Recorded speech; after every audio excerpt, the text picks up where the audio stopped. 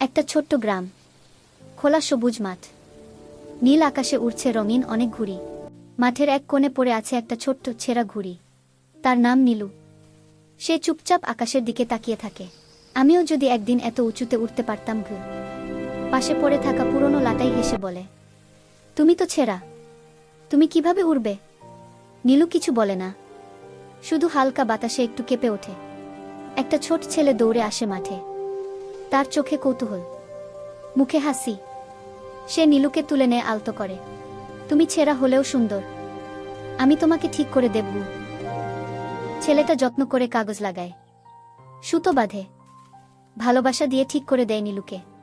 ছেলেটা দৌড়াতে শুরু করে, আর নীলু ধীরে ধীরে উঠতে থাকে আকাশের দিকে। আমি পারছি, আমি উড়ছি। যে ঘুড়িগুলো একসময় হাসছিল, তারা এখন অবাক হয়ে তাকিয়ে থাকে। নীলু উঠতেই থাকে, আরো উঁচুতে, আরো দূরে। সূর্য ধীরে ধীরে ডুবে যায়, আকাশ রঙিন হয়ে ওঠে।